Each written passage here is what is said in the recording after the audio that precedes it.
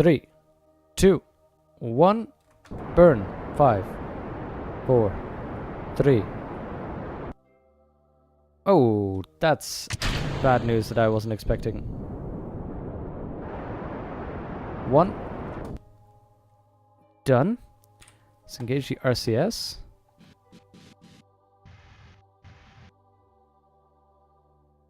There we go. Now we can switch to the target. And this thing, we can't exactly see what it is. I think it's a normal, one of the small lander cans for the Mun. Let's put that as a target. Henning Kerbal, the medic. Let's see, medic can help you keep your Kerbals healthy and happy.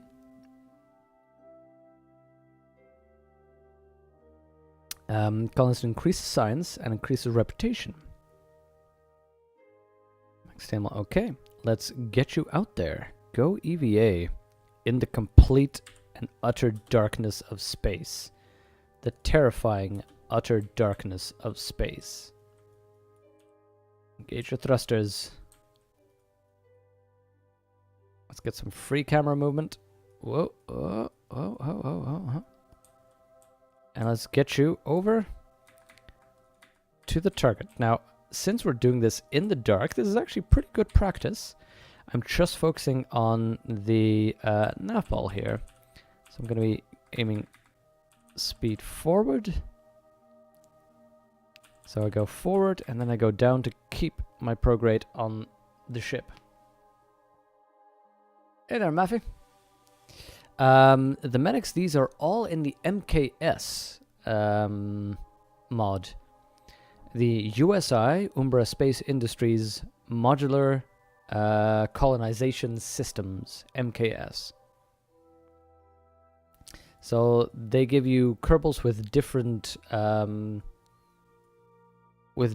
skills, different classes, and they all do something in the actual colonization thing.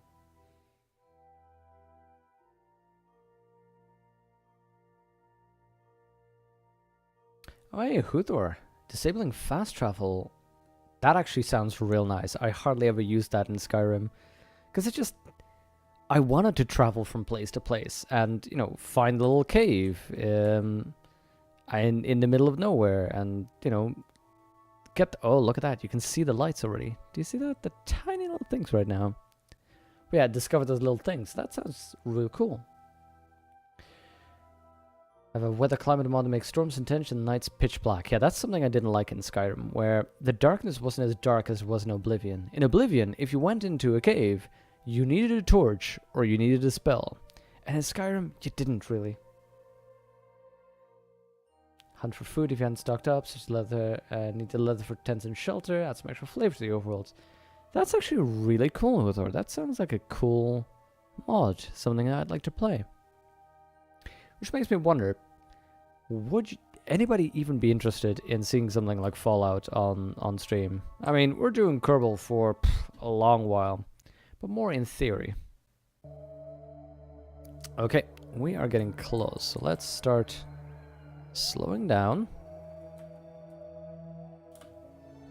Adjusting our little Kerbal. Use USI life support plus Kerbalism, just Kerbalism. Just Kerbalism only, because I wasn't sure how USI life support and Kerbalism would interact.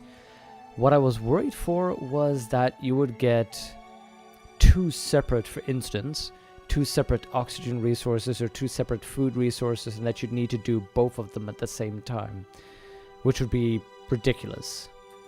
So I wasn't doubling up on those. If I can, I think I would.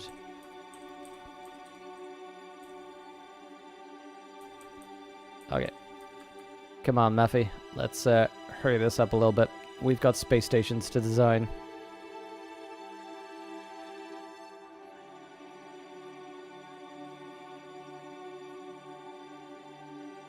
Let's see.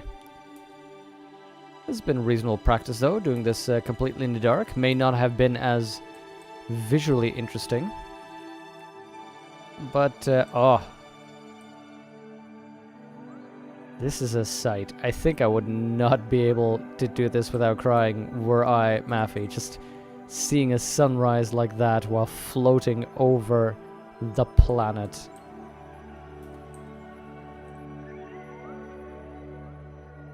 I would be all Jodie Foster at that point.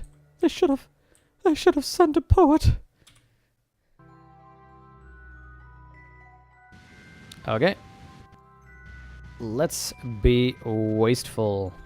Oh, not to the target, to orbit. Whew, that could have gone wrong. We don't need our lights right now. What we need is a nice periapsis in the 30-kilometer range. Now, you know, this thing, I don't need this engine right now, but since we have a full tank, we might as well start using it to slow down.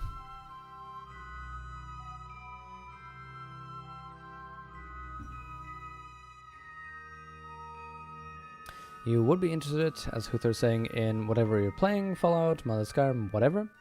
Fallout 4 was okay, but a lot more gamey, if that makes sense. Very formulaic. Walk, shoot, loot, walk, shoot. Oh,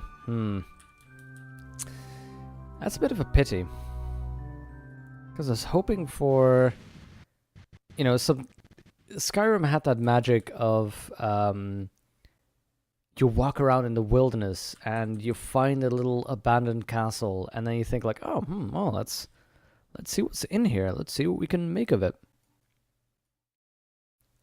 Oh, hold up. We're gonna adjust something here. We're gonna do something that I don't know if this is gonna work.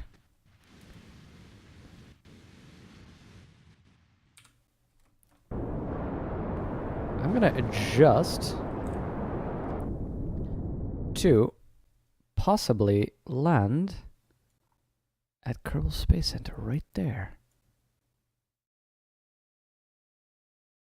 Let's see if that is even possible.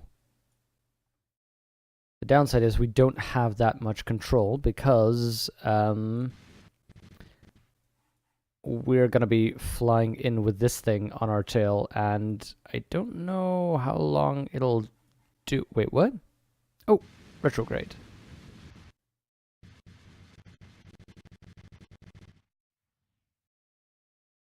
I don't know how long this thing will actually hold on, but, you know, let's see.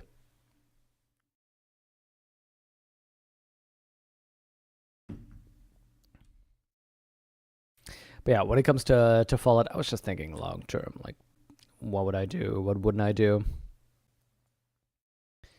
I've been, I'm having tremendous fun just playing through these things. I love the... That's an interesting island. Huh. I love the just easy mission-based nature of Kerbal, which makes for, I think, really coherent streams. It's just a clear theme to it. Oh, there we go. Here's something interesting that I wasn't expecting. Let's... Yeah, we are slowing down. Well, you know what? As long as we end up on the actual continent, then I'm fine. But yeah, we're definitely slowing down a bit. Wonder if I can... If it's... No, it'll be too late to steer around this, I think. Because we will already... Where are we? At 50 kilometers? We're already going to be... You know what? Let's see if we can do that. This is going to be as risky as I've done it in quite a while. We're going to be accelerating. There we go. And now quickly turn retrograde, because we are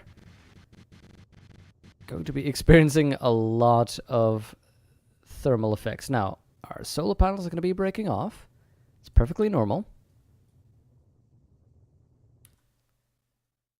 Oh, now suddenly we're overshooting massively. That's okay, we can always slow down a little bit. Let's see, we are still in orbit, so once this reaches 70, I think, we get a camera change. Pretty over-engineered design for a low-orbit rescue ship. Oh, yeah. Yeah, this was designed for a high orbit rescue ship. And then, well, I mean, this was the rescue ship we had, so why not just keep on using it? Yeah, that's indeed why it's a little bit more advanced than it even needs to be. Like this, this capsule. Oh yeah, we could just do an easier one. We took this one because we had the plan of maybe picking up 2 Kerbals at once, one in high orbit and one in low orbit. So that was pretty fun to try out. I'm suddenly realizing that I'm right behind this thing. That's a little bit annoying. Now that we have the time in-game, tip jar. Maybe a little bit to the side there, buddy. Thanks. It's like I was hiding there. Okay, so we're going to be overshooting, but that's going to be fine. We have the engine out we can that we can start firing off that are right there. Oh, that's where the signs here now was. Not that we have a crew report that we need to get also. Oh wait, we haven't really hit the atmosphere yet, so these things won't be dying on us just yet. It's gonna be quite some heat though. So this is a fun thing that we hadn't seen before. The heat panel tells you exactly what amount of heat, what work you're getting from heat here.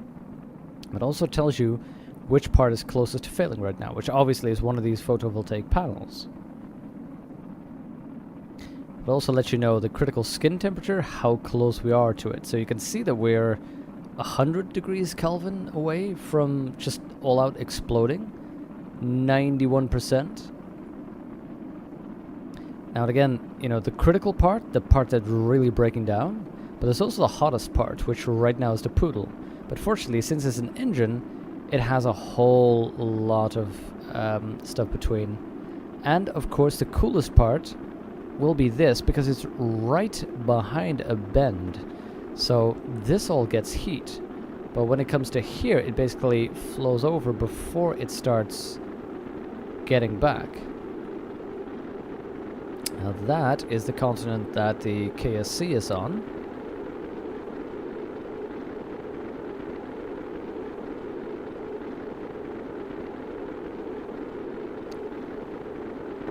So far, interestingly enough, there we go. I was just going to say, they haven't exploded yet. That was quite impressive.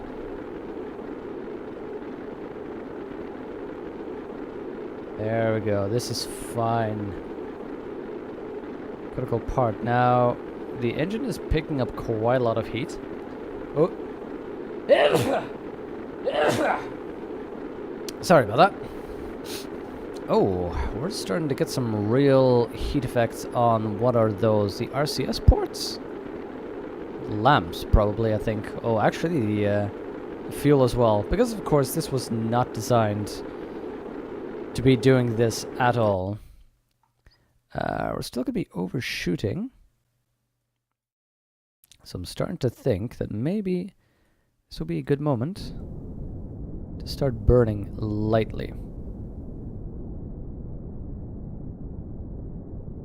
Just gently assisting the re-entry here.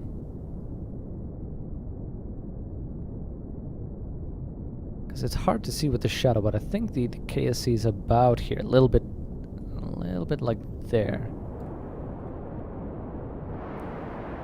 So let's adjust our re-entry. Oh, there we go. Yeah, there you see, that's where the KSC is. So if we can adjust well enough,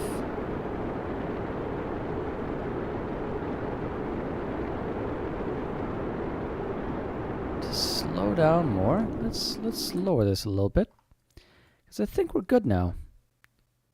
I think we're good with where we're going to be landing. If need be, we can always blast a little bit more, but the prograde or retrograde. So we're using the RCS heavily, but that's of course because this thing is now hitting effects that we wouldn't want it to. And the weight of this thing is all in the front right now, the aerodynamics as well. So we're gonna have to be ejecting. There we go. That's fairly close. We could have done a little bit better. We may have fired a bomb at the KSC, but I'm sure they'll be okay. There we go, if you remember that, the first moon mission landing. But yeah, we are landing with the KSC in sight.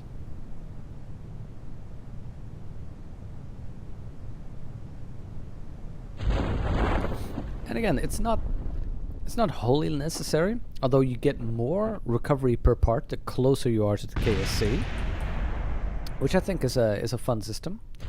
It also teaches you a lot about just precision and control. So that's why I'm pretty much a fan of it.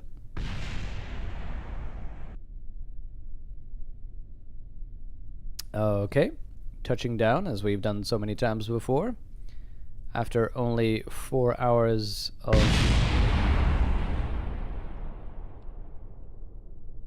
Okay, we're, yeah, calling that a win.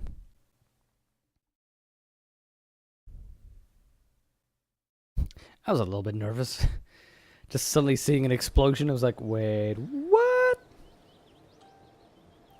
Hold on.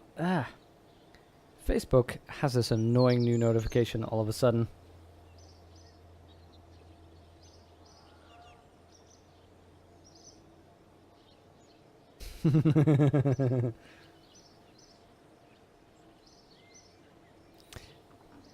Yeah, that was a fun little thing that Tracy posted. Hennick advanced to level 1 right away, of course. And we got some cash, so excellent. Now, let's see. Space station design. So, we know that this line is 300. That one's 160. Ideally, I'd like some of the newer parts. Like this one, I think, might be good for, like this RCS block, for building something like a little EVA rover. But right now, let's see if there's anything else that we can use. Maybe things like service bays would be useful.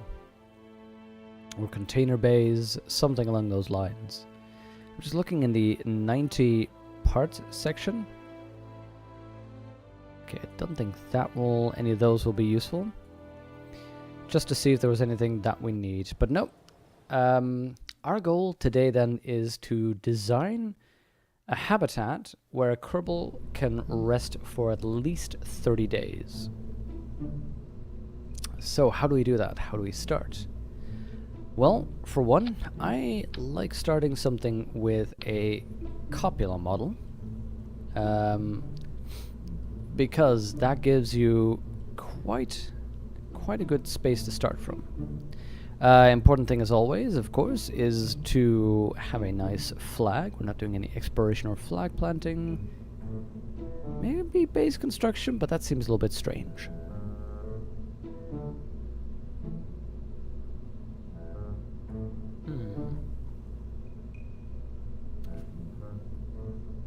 What are we gonna give our... Actually, I like that. It's simple, it's elegant. But this is a good part, I think, to start a space station from. A good overview part. So, the PPD-12.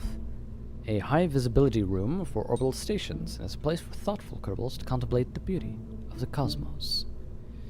Now, it has 1 crew capacity, which does the thing.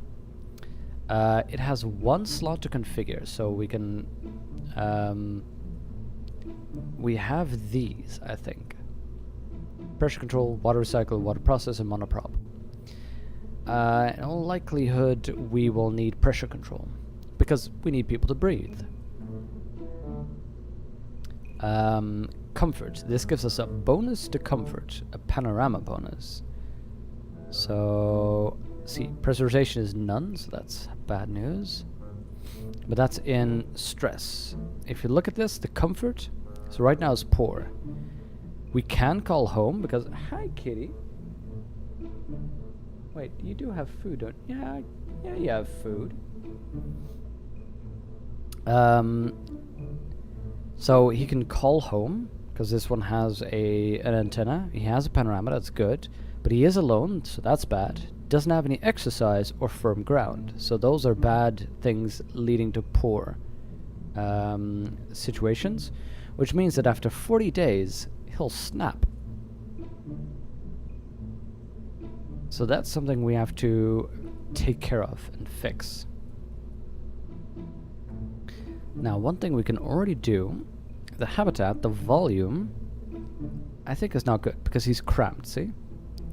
Volume per capita is 5, but the ideal space is 40 cubic meters. So we'd probably need to expand on this. So it says crew must include a pilot, remote pilot assist available. It already has its own antenna but cannot transmit science. So it's something to keep in mind as well. Now, there's the reliability. This is a life support system, which belongs to a redundancy group. So this is also something we haven't really delved into just yet. But as with the reliability, the redundancy right now is none because we have one life support and one attitude control, all in this part. So if that fails, we have no redundancies and we're screwed. And we can expect about 0.38 malfunctions per year. Now we're only planning to get a Kerbal in orbit for 30 days, so that's going to be fine. Now this has to do with the logistics consumer, has to do with the Kerbal, the MKS stuff. We're not using that, and it doesn't work in space, so we're okay with that. And it tells us what you can do with some of these things, like the monoprop cell that you can choose for, scrubber right now, pressure control. We can make use of a monoprop fuel cell, so we create electric charge by removing nitrogen and water. Removing oxygen and monopropellant, we're creating nitrogen, water, and electric charge. So that's an interesting thing if we need emergency electricity. And of course, pressure control. You use nitrogen and electricity to make an atmosphere and keep things pressured. So that's why we don't need a scrubber. Or, we don't need pressure control on this, because we're already doing that. As you can see down here as well, our specific resources, how much electric charge we can have, how much monopropellant, food and water, etc., all the actual stats, which includes the scrubber for 1.7.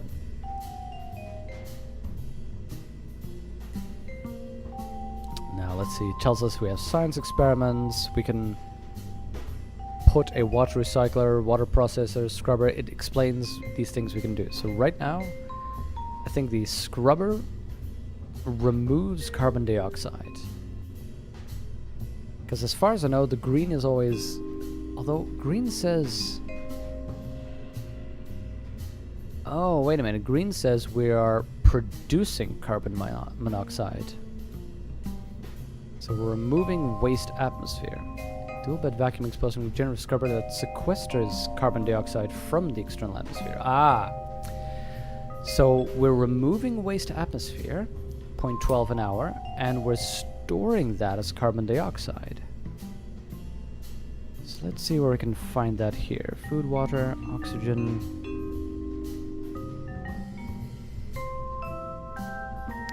Doesn't tell us exactly where we have our waste atmosphere. Habitat, scrubbing, pressurization. Oh, there we go.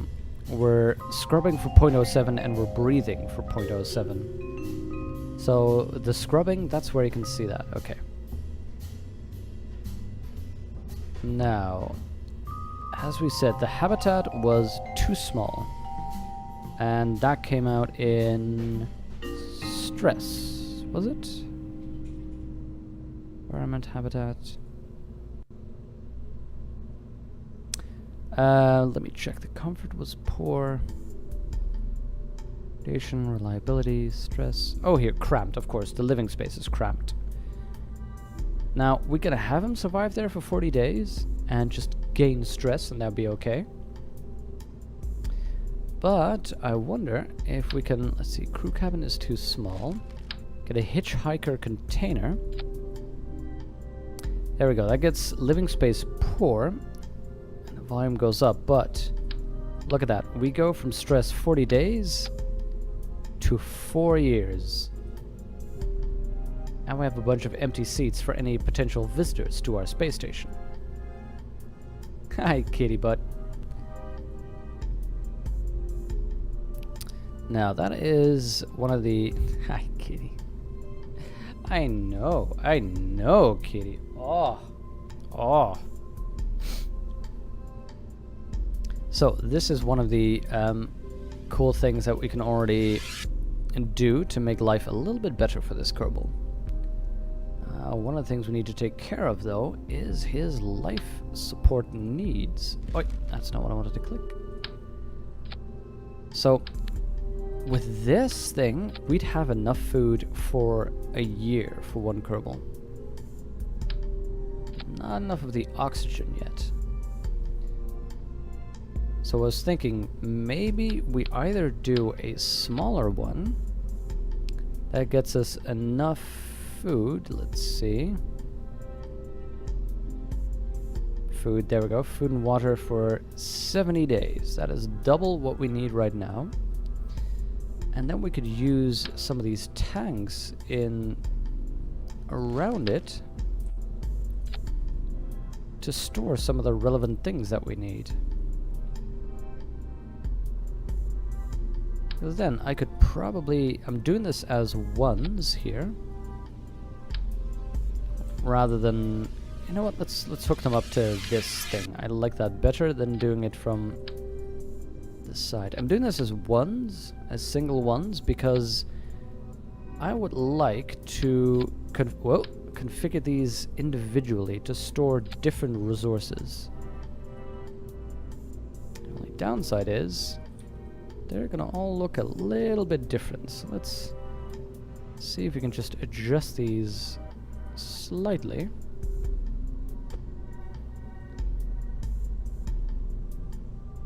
And get them all on the same... There we go, offset. Now, up, darn it. And it does that and ruins it all. Let's turn C off again, turn that off, there. So, we have one. That is oxygen. Then we can do one that might be open for carbon dioxide. We don't need this much. I'm suddenly realizing we're bringing a load of things into space with us that we don't need.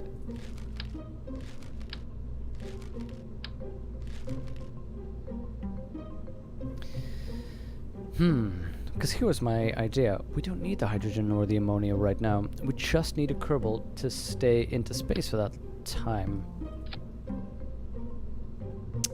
So what we could do is we'll put maybe like one over there,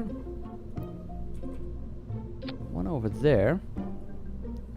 So one has oxygen and one stores carbon dioxide.